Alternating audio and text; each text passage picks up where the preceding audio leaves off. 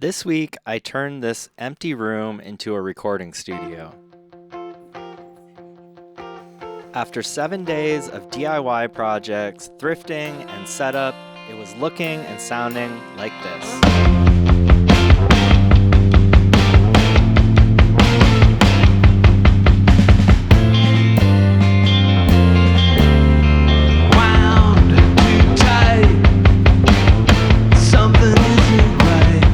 So a little backstory here. For many years, I had this amazing and busy recording studio.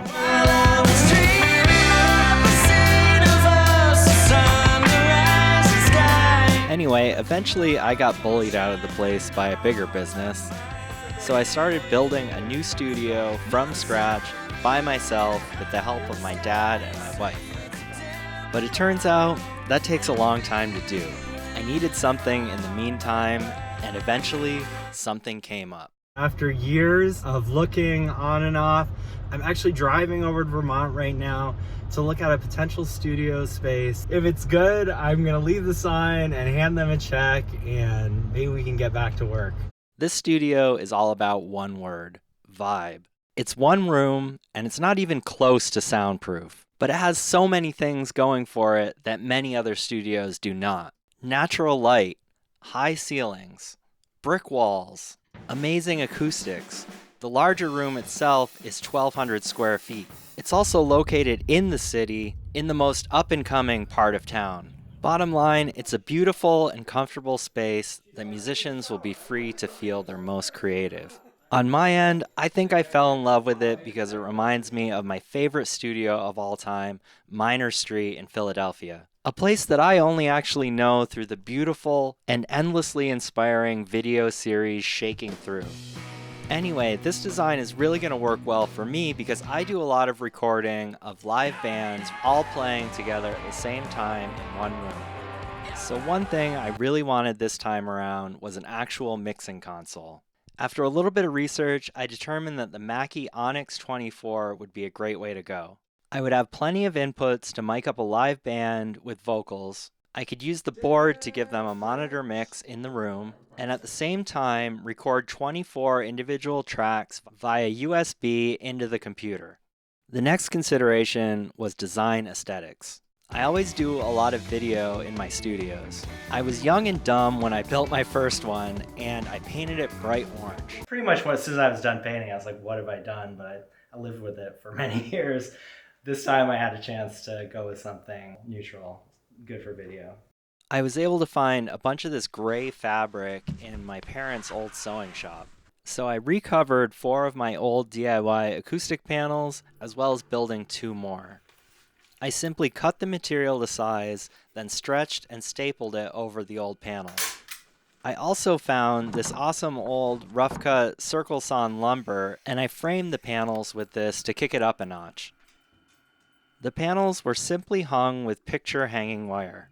To hang the panels on a brick wall, I drilled holes with a hammer drill and screwed in tapcons. I lined them all up with a laser level. I also used the same gray material to make floor-to-ceiling curtains. Here I am watching a video on it so I can pretend like I know what I'm doing. I laid the material out, folded the edges over, and ironed them. My dad has this awesome industrial sewing machine that's really good for this kind of work. I used a piece of pipe and some brackets from the hardware store to make a really sturdy industrial-looking curtain rod. I made the curtains long initially, and then hemmed them once I saw where they hit the floor. Hey, quick question, are you enjoying this content? Is it a little different than your average Gear Obsessed sponsored by Sweetwater channel? Well, if you dig it and you want me to keep on making more content like this, please do me a humongous favor and just hit that like button because that tells YouTube to show this video to more and more people. Think of it as a revolutionary act. Maybe we can spread this crazy idea that making great music can be about more than selling preamps, compressors, and plugins. Anyway, I'll get off my DIY soapbox now. There was this crazy homemade shelving unit in the space, and I told the landlord that I would take it apart for them. This took like half a day, but I was able to use some of the materials to frame out the door opening, as well as improve the look of these partition walls. I then threw a coat of paint on everything. My mirror ball from the old studio definitely had to go up, and I attached this to the I-beam in the ceiling. The studio needed some furnishing, so I got really familiar with the local thrift shops. I got this couch for $70, and I got this huge jute rug for $30. The desk was $125 on Marketplace. A friend gave me 2 passive monitor speakers that I needed for free. Since the space was so neutral, I thought some RGB wash lights would be a good idea to bring a splash of color. Additional light for video was provided by some cheap softboxes that we'd had forever. We have a band coming in tomorrow morning, so I think I need to just do a dry run of everything, get everything hooked up, plugged in, making noise, just make sure it all works. So I got this Mackie mixer and I'm just so excited about it because it's so perfect for what we're gonna do here. The main thing we're gonna do here is record live bands. It'll work fine for other stuff. It'll work for multi-tracking just fine. I'll use it for that too. But for live bands, I can have 18 or 20 mics hooked up at all times. They'll be recorded directly into the computer. At the same time, I can use the main outputs or the monitor outputs to feed a power amp and run the passive monitor speakers in the room. So I can make an analog monitor mix for the band in the room using the faders, and I can throw a little effects and reverb. It's just gonna really streamline things. All right, we're all hooked up. Let's hook up a vocal mic and see if we have a PA in this room. But like a hair metal band. Okay, it's a mic. So next thing we gotta do is try the effects. Yeah, you're not getting a touch screen for $600, I guess. Is that where you're supposed to put it? Okay. Check. Okay, that's beautiful. So we set up most of the mics and stands and everything, and I think just before we leave here tonight, we should see that we can record audio on these 13 tracks.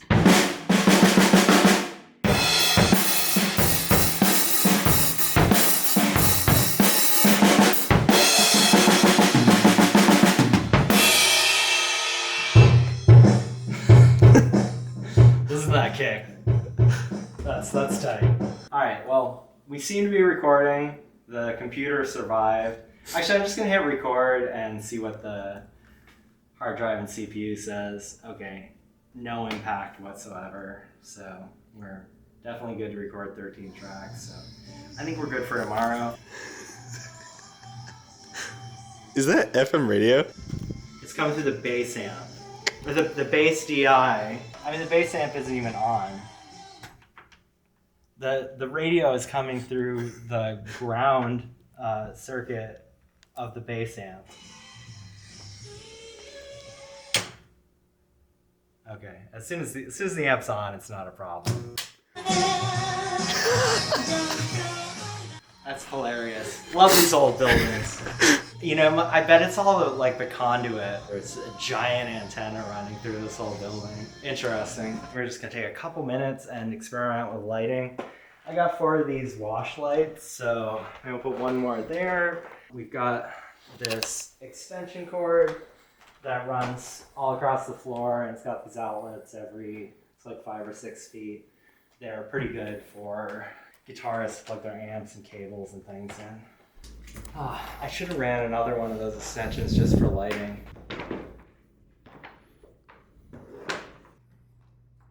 Whoa. Take this highly sophisticated remote and... The lights hit over there. It casts a bit of a strange shadow once, we're talking about the edges. Here, yeah, I do have little soft boxes that... Perfect. For those that yeah, I saw them in your car. They don't work? I don't think they work. Well, these are cute anyway. That's better, right? Well, actually, I don't know. Yeah, you check me out. Oh, yeah. Also, maybe we could change the angle. I had to read a lot of picture reviews before I found out how to do that. All right, we tested the audio and we set up some lighting, and we're in good shape for tomorrow. We'll never really know how everything looks and sounds until we bring a band in here and try it. And then we'll just take it from there.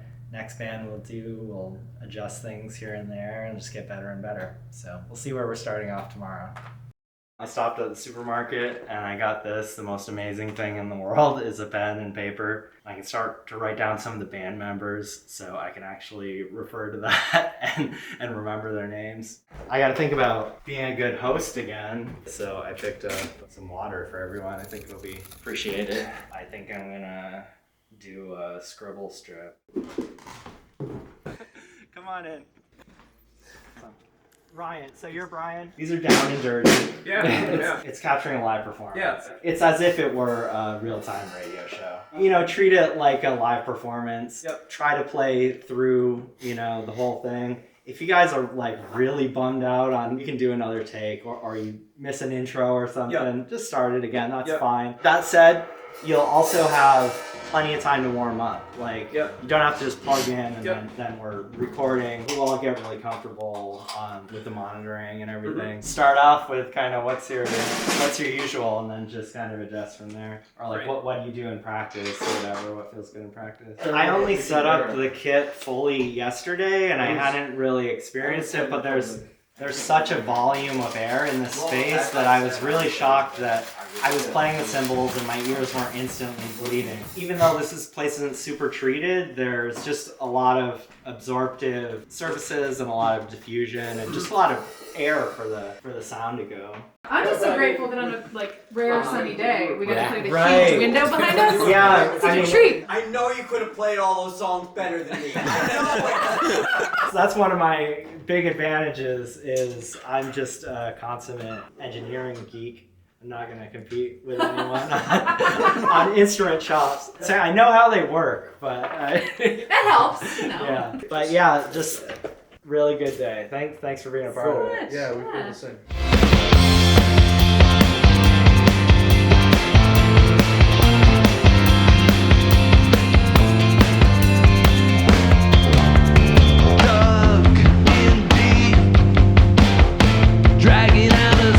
So I hope you all loved this video. We got lots more on the way from the new studio. If there are any topics you want me to cover, let me know in the comments. We're still going to be building out the console area and doing mixing tutorials. So definitely subscribe if you haven't already, and I'll see you on the next one. Cheers.